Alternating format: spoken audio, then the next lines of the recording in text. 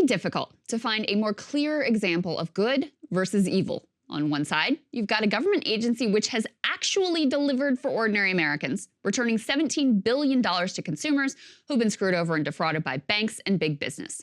On the other side, you have the scumbag vultures of the payday lending industry, whose whole business model is exploitation of desperate people. And for once, maybe, just maybe, the good guys are gonna win thanks to some very unlikely heroes. All right, so here's the story.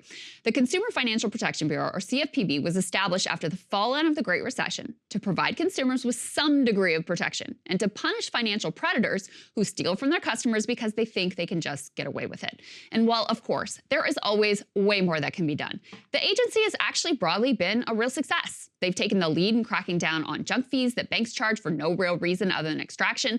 They just went after Bank of America for misleading their customers and double dipping on insufficient funds fees. Last year, they ordered Wells Fargo to pay $2 billion back to auto loan and mortgage consumers that they had ripped off. And the agency has also served as a resource for consumers who feel like they've been cheated or are struggling to sort through the intentionally misleading financial jargon that banks routinely throw at them. Now, the CFPB was the brainchild of Elizabeth Warren. This was back in her two-income trap era, not her pink pussy hat era. And because the agency tangles with a lot of powerful wealthy interests, it was intentionally designed to be insulated from day-to-day political pressure, so it could not just be captured by partisans or industry allies or quietly defunded and zombified. Specifically, rather than being subject to the yearly appropriations process, the agency is funded through the Federal Reserve, which provides funds up to a set cap of $600 million a year. This funding structure is now being used to try to attack and destroy the agency by its opponents, specifically the aforementioned ghouls in the payday loan industry.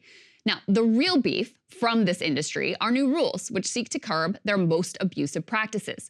These rules prevent these vultures from piling on new fees on loans which contribute to ever-escalating loan balances, leading consumers to find themselves rapidly in debt for thousands of dollars on even small loans of $500 or less. It's truly evil stuff. They could not get the courts to agree with them on going directly after these new rules, but they did get a sympathetic judge to buy an argument that the agency's funding structure is an unconstitutional violation of the Appropriations Clause, which grants Congress the power of the purse. But, based on oral arguments yesterday, all of the liberal justices at the Supreme Court, and critically, 2 of the conservative justices, were none too impressed with these arguments, eviscerating the core of the payday ghouls case. Justice Kagan ripped the arguments as, quote, flying in the face of 250 years of history. Indeed, Congress has long provided standing non-annual appropriations similar to the mechanism used to fund the CFPB for agencies as diverse as the Federal Reserve to the Postal Service.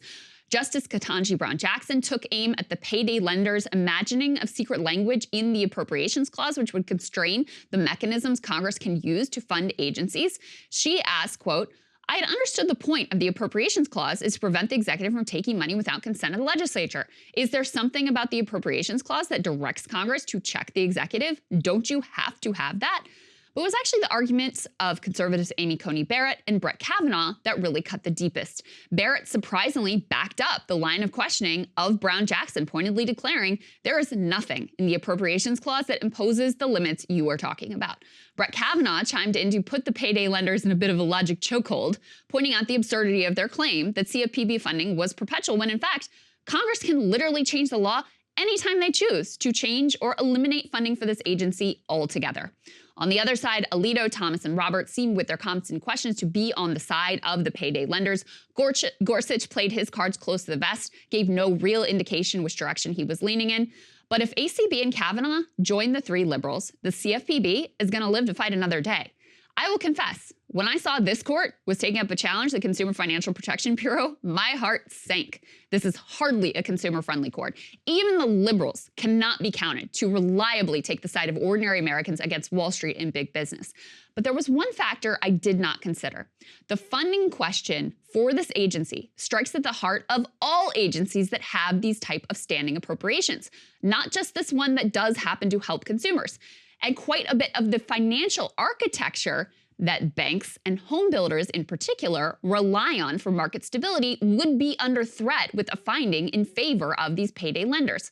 That is why a coalition of mortgage bankers and the home builders and realtors associations filed a series of friend of the court briefs on behalf of the good guys against the bad guys.